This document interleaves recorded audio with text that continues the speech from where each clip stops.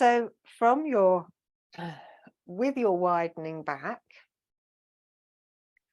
you're going to do a very simple thing, and you're going to let your knees open a little bit, not very far, but just a bit wider, as if you've sort of given up a bit with the legs. And then you're going to rock them from side to side. So really simple move. The knees are a bit wider than they would be, and the back is resting on the floor. Now, of course, some of the back will be moving as you rock your knees from side to side. There'll be movement in that widening back. So just to clarify, you're lying on the floor in semi-supine. Your back is resting. That rectangular back is resting on the ground, and your wide knees are rocking from side to side. And for that to happen, the abdomen needs to be soft. It needs to give up any holding, any fixing.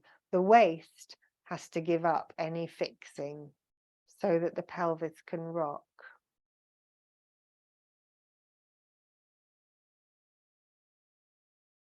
And then bring your knees back to parallel, back to a normal semi-supine, and your legs back to stillness. And then think again of your Alexander direction, your neck free, your head forward and away, off the top of the spine. Spine lengthens, back widens. Knees directing forwards to the ceiling and away from each other. When you're ready, you're going to pick a leg and draw that knee in towards your body. When you've folded that leg in, you're going to use the same hand as leg and support that thigh. Because in a second, you're going to bring in the other leg. So if you need support, under your tail or anything like that, now's the time to grab it. And then when you're ready, you're drawing in the other leg, other knee towards chest, and placing a hand under the knee of the other side. So you're in a sort of folded in, it's kind of like a crouchy position, isn't it? A bit like a forward rest, but we're lying on our backs. I want you to then, the reason you've got your hands on the outsides of your thighs or under your knees or somewhere like that, is because I want you to be able to let the legs fall to wherever they want to, open-wise.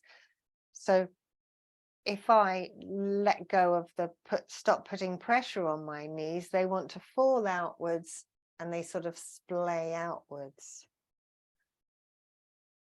And as that happens, I can feel that there's a little bit of resistance sort of through the groin, through the front of the hips.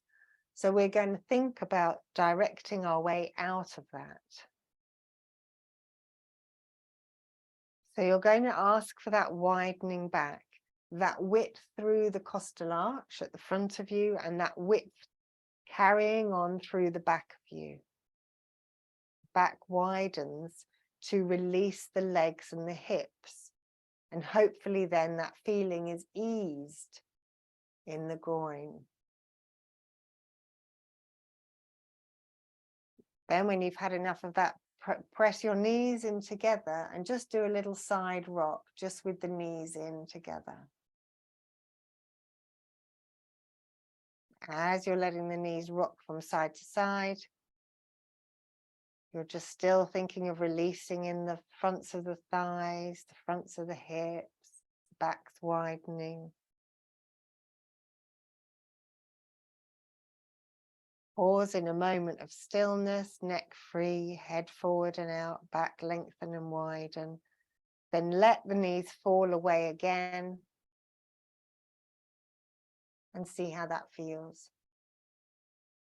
Widening the back to let the knees comfortably widen, open. When you're ready to put your feet back on the floor, draw the knees together, place one foot down and then the next.